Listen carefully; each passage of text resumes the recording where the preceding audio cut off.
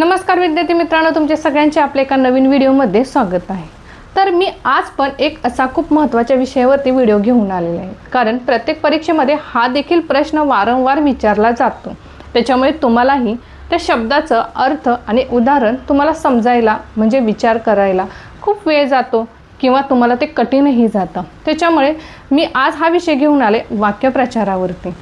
तर आज आपण असे वाक्यप्रचार पाहणार आहोत की एवढ्या सोप्या पद्धतीने पाहणार आहोत की त्याचा तुम्हाला अर्थ लगेच समजला जाईल।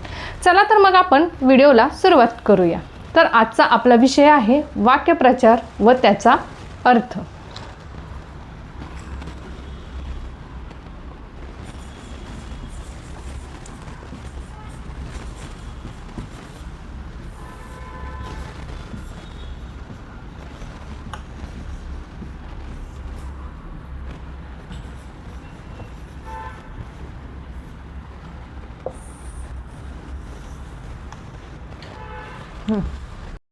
विद्यार्थ्यांनो, हा व्हिडिओ शेवटपर्यंत पहा आणि जे जे वाक्यप्रचार इथे लिहित आहे ते तुम्ही तुमच्या वहीमध्ये लिहून काढा, जेणेकरून तुम्हाला समजायला खूप सोपे जाईल। त्यामुळे व्हिडिओ शेवटपर्यंत पहा।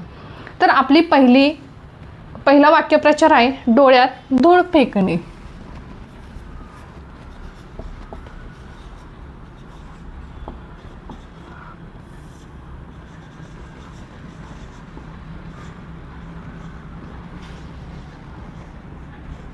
डोळ्यात धूळ फेकणे। तर याचा अर्थ काय होतो? डोळ्यात धूळ फेकणे अर्थात फसवणे, म्हणजे मी एखाद्याच्या डोळ्यात धूळ फेकली म्हणजे मी त्यांना फसवलं।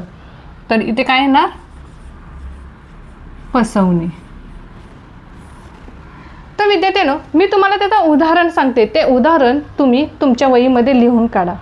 तर डोळ्यात धूळ फेकणे अर्थ आहे त्याचा फसवणे, त्याचं उदाहरण आहे खोटं बोलून मित्रांच्या डोळ्यात धूळ फेकली, हे त्याचं उदाहरण आहे। तर आपण आता दुसरा वाक्प्रचार बघूया, हातपाय गाळणे। आपला दुसरा वाक्प्रचार आहे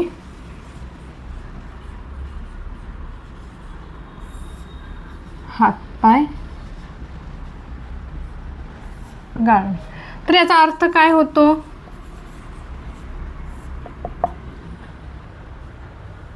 हातपाय गाळणे म्हणजे कसं?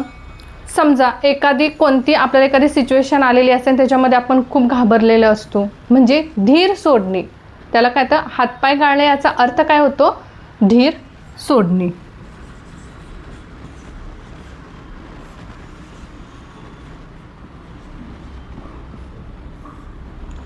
याचा आपण उदाहरण जाणून घेऊया।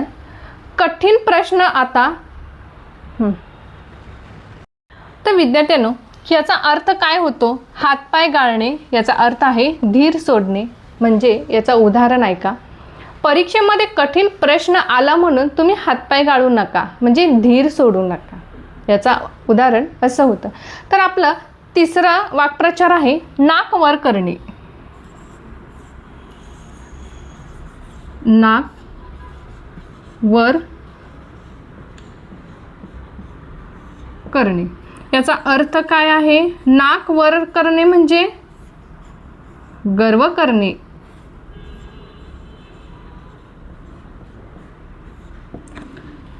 नाक वर करणे म्हणजे गर्व करणे। तर आता याचं उदाहरण काय आहे? तुम्हाला जर एखाद्या गोष्टीमध्ये यश मिळालं म्हणून तुम्ही नाक वर करू नका, तुम्ही गर्व करू नका, याचं असं उदाहरण तयार होतं। तर आता आपलं चौथं उदाहरण, आपला चौथा वाक्प्रचार काय आहे? तोंडाची वाफ दवडणे।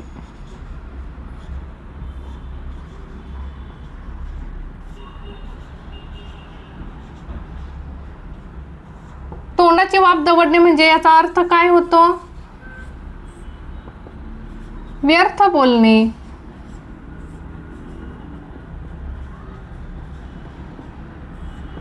तर याचं उदाहरण कसं तयार करायचं? तोंडाची वाफ दवडणे अर्थ व्यर्थ बोलणे। तर म्हणजे जर समजा आता मी माझ्यावरनं देते, मी माझ्या मुलाला म्हटलं सारखा अभ्यास कर अभ्यास कर, मी माझ्या तोंडाची वाफ दवडते, म्हणजे मी बोललेलं सगळं व्यर्थ होतं। म्हणून याचं उदाहरण काय आहे? अभ्यास कर सारखं बोलून मी माझ्या तोंडाची वाफ दवडली। तर आता आपलं पाचवं काय आहे, पोटात कावळे. पाचवा वाक्प्रचार आहे पोटात कावळे ओरडणे. आता इतर खूपच सोपा आहे वाक्यप्रचार, त्याच्यामुळे प्रत्येकाला माहीतच असणार आहे. तुम्हाला माहिती आहे का ह्याचा पोटात कावळे ओरडणे म्हणजे काय? खूप भूक लागणे याचा अर्थ आहे खूप भूक लागणे. तर याचा अर्थ काय होतो? दिवसभर काम करून करून माझ्या पोटामध्ये कावळे दवडले, म्हणजे मला खूप भूक लागली. याचा काय होतं उदाहरण? दिवसभर काम करून मला किंवा दिवसभर अभ्यास करून करून माझ्या पोटात कावळे ओरडणे. दिवसभर काम करून किंवा दिवसभर अभ्यास करून माझ्या पोटात कावळे ओरडू लागले. तर आपली पुढचा वाक्प्रचार आहे डोके खाणे. सहावा डोके खाणे. तर डोके खाणे म्हणजे तुम्हाला याचा अर्थ तर खूपच सोपा आहे, तुम्हाला सगळ्यांना याचा अर्थ माहीतच असणार आहे. तर याचा अर्थ काय आहे?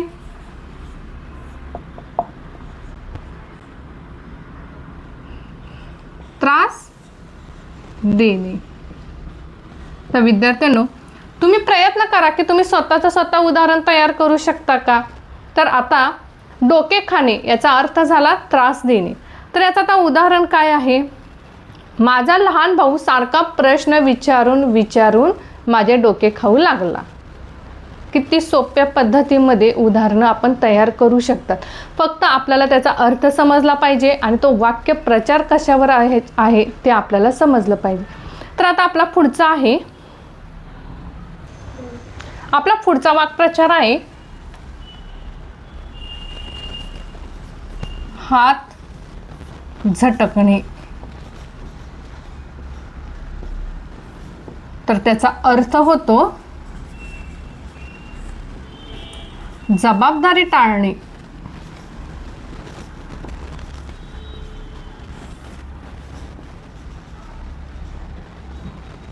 तर तुम्हाला याचं उदाहरण तयार करता येईल का? तर याचं उदाहरण होतं काम अर्धवट सोडून काम झटकू नका, याचा अर्थ तयार होतो. तर आता आपला पुढचा वाक्प्रचार आहे कानावर न येणे. कानावर न येणे. आपले पुढचा वाक्प्रचार काय होता? कानावर न येणे. तर आता त्याचा अर्थ काय आहे?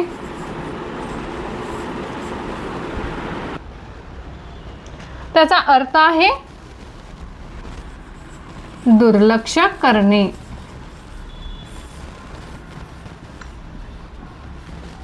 तर त्याचं आता उदाहरण कसं तयार करायचं?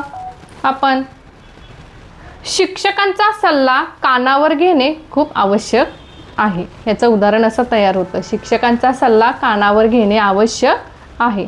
तर आता आपला पुढचं काय आहे? पाय रोवणे.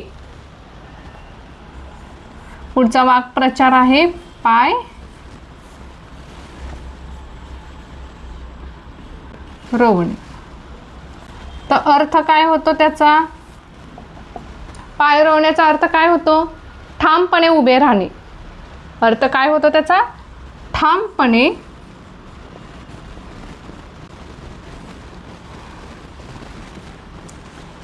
उभे राहणे. तर आता याचं उदाहरण काय होतं? सत्तेच्या बाजूने पाय रोखून उभे राहा. सत्तेच्या बाजूने पाय रोखून म्हणजे सत्तेच्या बाजूने ठामपणे उभे राहा. तर आता आपला पुढचा आणि शेवटचा काय आहे? डोळे उघडणे. डोळे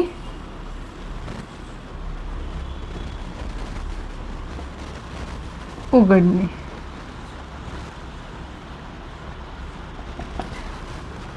डोळे उघडणे. तर याचा अर्थ काय होतो? डोळे उघडणे म्हणजे जाणीव होणे. तर त्याचा अर्थ आहे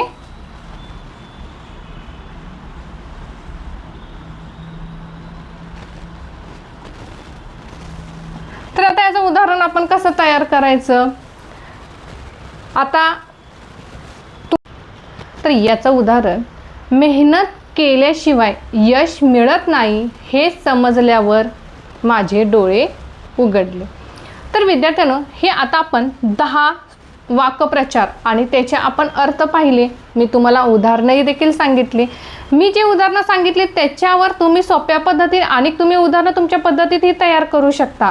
पण दररोज जर तुम्ही असे 5-5 जर वाक्प्रचारांचा अर्थ किंवा त्याच्या उदाहरणांचा जर तुम्ही सराव केला तर तुम्हाला जर परीक्षेमध्ये कोणताही वाक्यप्रचार जर विचारला तर तुम्ही तो आरामात सहज लिहू शकता, कारण त्याचे जे मिळणारे गुण मग हे तुमचेच गुण आहेत. तर विद्यार्थ्यांनो, तुम्हाला हा व्हिडिओ कसा वाटला मला कमेंट करून नक्कीच सांगा, कारण आपला हा प्रत्येक व्हिडिओ आपला अभ्यासावर आधारित आहे. तुम्हाला जर व्हिडिओ आवडला असेल तर तुमच्या मित्रमैत्रिणींना शेअर करायला विसरू नका. अशा शैक्षणिक अभ्यासासाठी आणि मराठी सोप्या व्याकरणासाठी अशाच आपल्या चॅनेलला लाईक, शेअर आणि सबस्क्राईब करायला विसरू नका. भेटूया अशा पुढील एका सोप्या विषयामध्ये. धन्यवाद.